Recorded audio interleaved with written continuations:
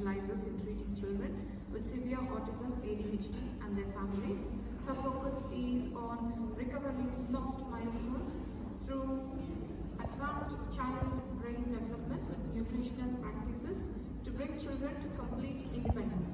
Her mission and vision is to see our future generations thrive and overcome being non-verbal so they can impact the world with their unique gifts.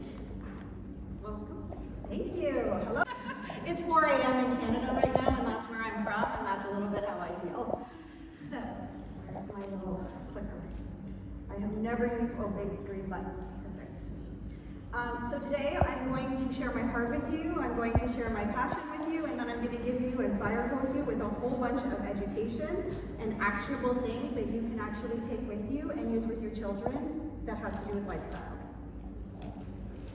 So I'm Natalie.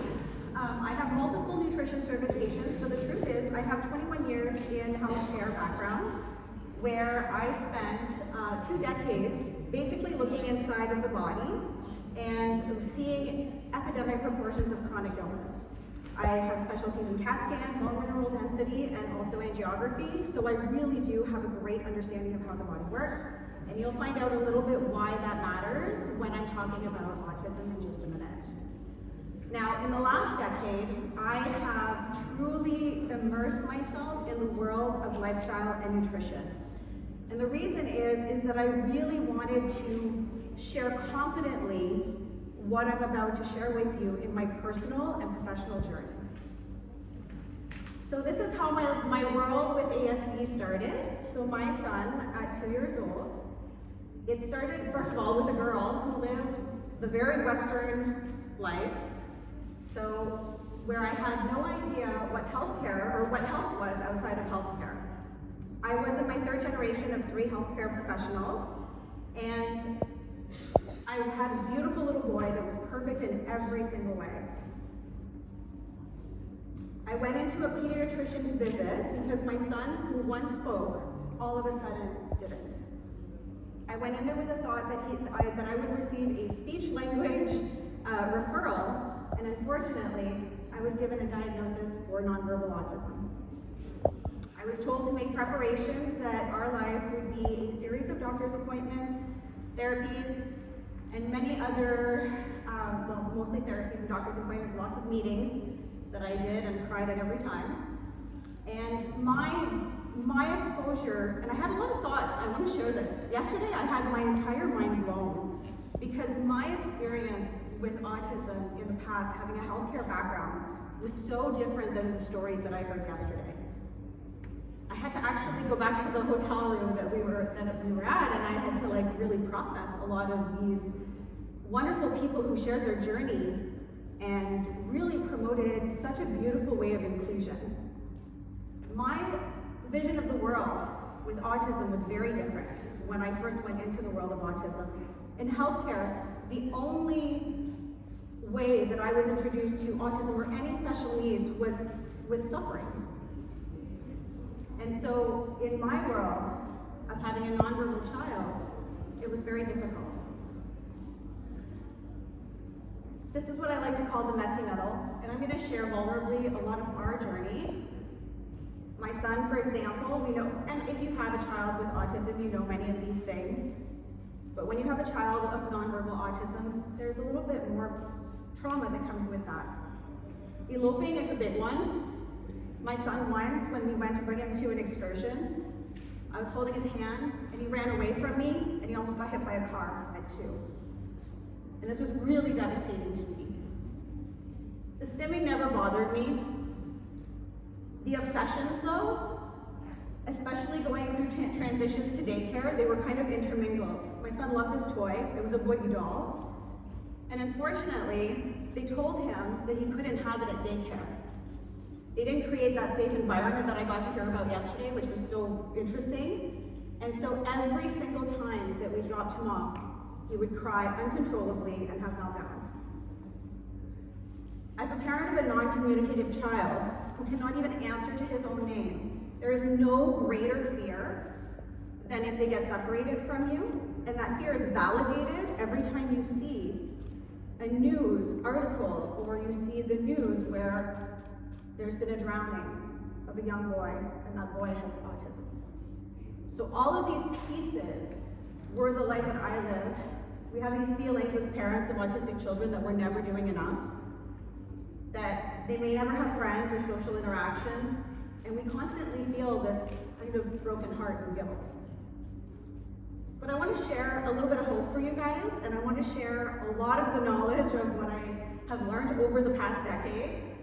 The truth is that my son is now, we have a happy story, my son is now so high functioning. He was fully verbal and conversational by 7, he was fully non-verbal at 5.5. So within 2 years, my son was able to become fully conversational. He doesn't even qualify for a diagnosis anymore. Should he ever want one for any reason, I would totally support that. But currently, that is not our journey. He lives a life of independence, joy, love, connection, and fulfilling relationships. He has a social life that's actually bigger than mine, as I'm sure you could tell that I'm a bit of a social butterfly. I love people, and he loves people even more. He's academically brilliant, and this is the craziest part. When we were going through autism, he would bump into everything. His facial recognition was absolutely horrible, and I thought, well, I'm not too worried about it. Gym's not that important. But now my son plays all these different sports. He absolutely loves it. He plays basketball and badminton, and I mean, my head spins at how many places I have to drive him every day. And he's an empathetic leader. He helps his classmates. And truthfully, his teacher says if he wasn't there, sometimes there would be crickets because he loves to participate so much. But the truth is, how did we get there? How did we get to this space? And the truth is that I spent a decade learning about nutrition, having certificates, when the truth is, I finally found the one. I'll share it. It's called lifestyle medicine. And I did a certificate with lifestyle medicine. Did you know that physicians can actually be board certified in lifestyle medicine? That's amazing. It means our world of healthcare is changing. It's exciting to me. And so what's really great about lifestyle medicine is it's an approach, a therapeutic lifestyle intervention as a primary modality to treat chronic conditions in adults. And now we're seeing this come down into our kids.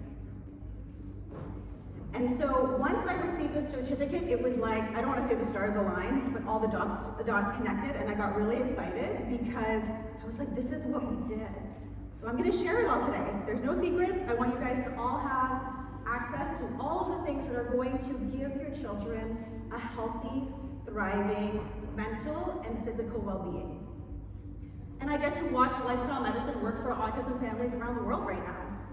And it's a very new approach. And it's absolutely an approach that is empowering to the mothers in the home. Because often in autism, we feel helpless. We bring our children to their appointments, and then we hope that we can learn a little bit from the therapist that we share with, but we feel at home that we don't know exactly what to do. And this is something that absolutely you can do, and it's going to help your children be able to have better sensory processing disorder, which we're going to dive into in a second. So this is a simple, repeatable process to support your child's body through recalibration of chemistry, rebalancing minerals naturally, just with lifestyle, and then build brilliant brains for a better tomorrow. For them first. It's really all about them. It's about meeting them where they're at. It's about letting them guide us. So what are the 6 pillars of lifestyle medicine? So this is the framework of what I teach. It's all about filling the nutrition gaps and overcoming picky or sensory eating. We kind of go through this like, what came first, the sensory eating, or is it the sensory eating that's causing more autism? There's this like really, or the severe, I shouldn't say more autism, the severity of autism. And the truth is that when you support sensory processing through nutrition, there's a lot of magic that happens. The second portion is actually getting rid of the bad bugs, also known as risky substances. I'm going to talk a little bit about this. Some people are probably going to get some aha moments here. And then, of course, we know that 54% of kids with autism do not sleep well. Hacking our sleep environment is so important.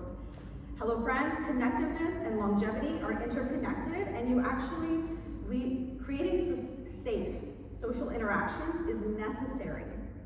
Bye-bye meltdowns. I'm going to spend the least amount of time in this space because I feel like so many presentations that I saw yesterday were so built around building resilience in our kids by hacking their environment externally, creating safe spaces. So I totally agree with all that, but it'll probably be the space I don't talk about as much. And then we've got, of course, playing in the dirt, physical activity, and gut microbiome health. So this is how I usually word it, parents kind of like this. It's like filling the nutrition gaps and getting smart instead of sassy. Why is food such a huge thing? So many people tell me, why is it, what is it with the food? And I said, you know, about 40 years ago, our grocery stores did not look the way they do now. If you went into the grocery store 40 years ago, I'd say probably about between 70 and 90%, so 80% of the foods that we were consuming were actually supportive to proper brain development. They were very supportive to the capacity to make receptor sites that could actually, the messaging that we get from sensory processing would happen naturally. And currently, our super change supermarkets have a complete different effect. About 90% of the supermarket now, unless you're doing the perimeter and you're purchasing whole foods, is actually harmful to the developing brain. Nutritional deficiencies are linked to all diseases today, lots of them. We are extremely, as a society, this is not just autism, as a society, we are extremely plant deficient. And almost all autism children are either picky eaters or sensory eaters, and do not consume the 35 to 50 diverse plants a week that are going to feed a thriving microbiome. For some people, they're like, oh my goodness, 25 plants? How am I ever gonna get my child to eat 25 plants? It's okay, I promise you it's possible. The second portion is to understand that our world is also a little bit more toxic than it used to be. They say that today, we're being exposed to something like what our grandparents were exposed to in 2 years in a week period. That's a lot of toxins. We feel, I think, as sometimes that we need to have this huge Fukushima-like experience, or Chernobyl, or Hiroshima explosions, and it's affecting you in a big way. But the truth is that our world is being we have created, like, to put it into perspective, we have created 80,000 chemicals in the last 70 years, with roughly only 5,000 of them being tested for human safety. When the WHO tested umbilical cords of moms, there was over 200 chemicals that came back positive, many of them linked to neurodevelopment cancers and deformities. So those are big stats. We know that when we have a depleted microbiome, that there can be imbalances in microbiota, which means that sometimes we have bad bugs that are actually running the show. Did you know that sometimes the bad bugs actually control our cravings? If you have candida overgrowth, which most autistic kids do actually test high for, it gives you sugar cravings. If you don't get sugar cravings, do you know what you crave? You often crave carbs. So, little aha moments there. That was a big one for me. And we assume that the toxic world is huge, or it's going to be this big event, but sometimes it's just the cleaners that we noticed such a big change in my son's, like, just joy. I'll call it joy, because when we took out laundry detergent, because it's on our skin 99% of the day. You only don't have it on when you're in the shower, and then you have chlorine on you, but I don't want to scare you guys too much today. So what else? So what happens when we get exposed to toxins? Anybody know what an antioxidant is? That's okay, because I'm going to share it anyways. So the truth is that when we have toxins that hit us, our cells, they actually sometimes have this little thing that they become imbalanced. It becomes a free radical. And that's just a fancy word for a damaged cell. So antioxidants are actually like something we make. Isn't that cool? Like, we make those, and then it corrects the damaged cell. But guess how we make it? We have to eat foods that make it, because we make it in the liver after we eat things like blueberries, or we eat things that have grapefruit. And the truth is that in autism, there are many studies that show this, that autism and Parkinson's are actually, people are so deficient in glutathione, sometimes they don't even test for it at all. And glutathione is one of the best antioxidants for damaged cells. You can get them from avocados, or you can get it from grapefruit. The next step is better than a baby. What happens when we sleep? So one of the things that's really powerful, there's new systems that have been discovered, and I share about this all the time. You guys have probably heard about the lymphatic system, and if you haven't, it's just a system that runs along our bloodline, and it stimulates our immunity, and it has multiple purposes, but this is not that. So they actually discovered by injecting isotopes into rats that we have another system that actually detoxifies our brain while we're sleeping. So like our spinal fluid will flush through and get rid of all of the debris that we had during the day.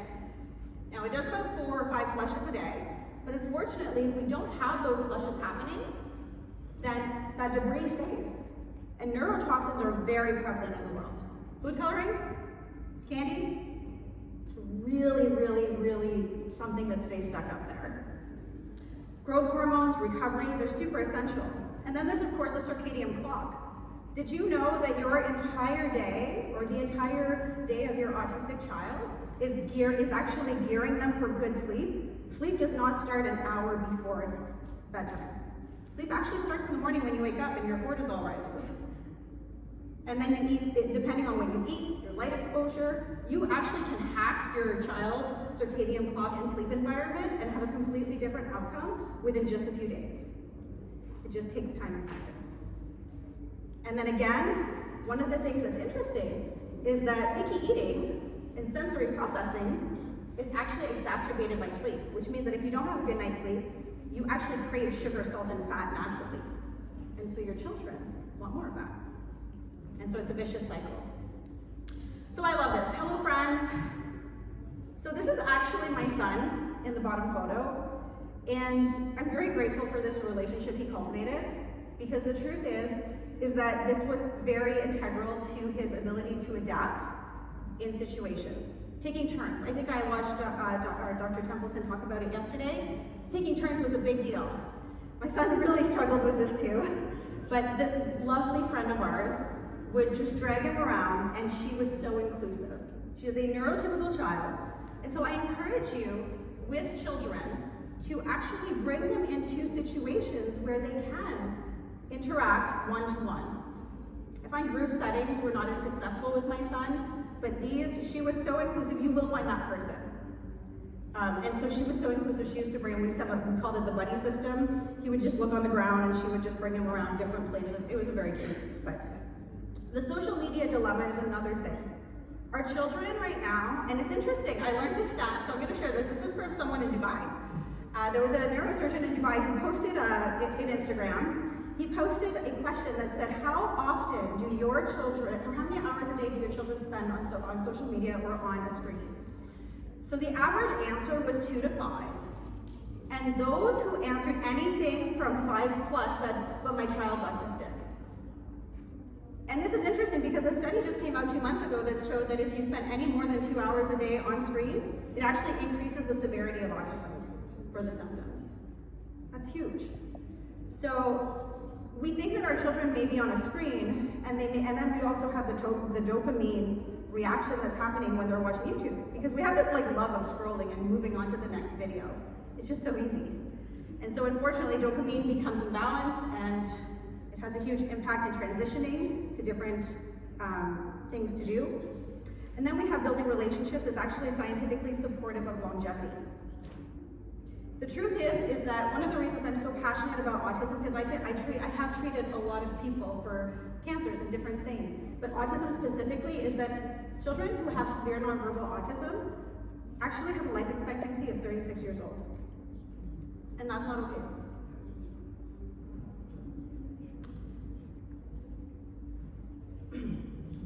So resilience building. Oh my God, I heard so many amazing things yesterday about resilience building. I learned about really focusing on making sure that environments are safe. And this is something that I truly, truly encourage, is that meeting our children where they're at and letting them guide us is going to be the thing that builds resilience. If they don't have safety, they're not going to do the thing. You're not going to overcome the picky eating or the sensory eating if you do not make that environment the safest thing. I used to call it the mealtime mayhem. Transition to my course is actually like the bring the fun back to mealtime. So it's really important. Now, playing and feeding the good bugs. Exercise and nature. So does anyone know how often or how long a child should exercise? Under 18 years old should be at least 60 minutes a day. Which seems like a lot, and I mean, we're not talking about going to the gym, they're not lifting weights. We're talking about play. And it's really hard because interactions with autistic kids is a little, it looks different, especially now. I live in the winter, like we have winter 90% of the time, I swear. So that was a bit of a challenge because I live in Canada. But it is really important. Movement outside will increase the circadian exposures, aromatic compounds. It will help with calming and creating a better environment for your child. Playing in the dirt has also been shown to support grounding and calming. There are studies that show that. And I think it's really important for us to talk a little bit about the microbiome because I've actually been really kind of calm about it, and I do have a gut restoration certificate. I'm sure I don't know if you guys have heard a lot about the microbiome in autism, but the studies that are coming out about helping our microbiome thrive shows huge success in supporting a healthy body. Not just for autism, but for everyone. But the truth is that when you have, and this was like mind-blowing to me, so I hope it says mind-blowing for you, is when I found out that there are 4 messaging pathways from the gut to the brain, and that the vagus nerve, 90% of the information fibers go up and not down. I was like, oh, that means if inflammation is in there, then inflammation is up there. And if we're not eating well, then there's inflammation in there, which means there's inflammation up there. And interestingly enough, the other 3 pathways, do you know where all these pathways lead? They all lead to the amygdala. I think I've heard many times in many talks that the amygdala, the sensor, the place where we have our emotional regulation, but not just that, our memory. I've heard lots of parents talk about memory. How can I increase memory? Good gut health practices will help increase good memory and support the amygdala. Sorry, Natalie, you have 5 more minutes. Perfect, because I'm in conclusion. Woohoo! I didn't know if I was going to make it, because I usually do a presentation that's like 2 hours. So, in conclusion, 1 in 36 8-year-olds currently have autism. I wish that they would share that a little bit more, is that 8-year-olds are the ones that are actually kind of the ones that they're measuring. Would have put everybody under that age. Many of these children are severe nonverbal and non-functioning. I believe, and my current personal and professional journey and experience with working with clients, is that lifestyle medicine can help these children achieve greater independence to reclaim lost milestones and live the life of their dreams. And really that's what we want, right? We're hoping for children to get to live the life that they want, to give them that opportunity. And I see the potential in all the nonverbal children I have the privilege of meeting, the independence within reach. Because we can all agree that our children deserve the joyful and fulfilling life they can experience to the fullest. Thank you.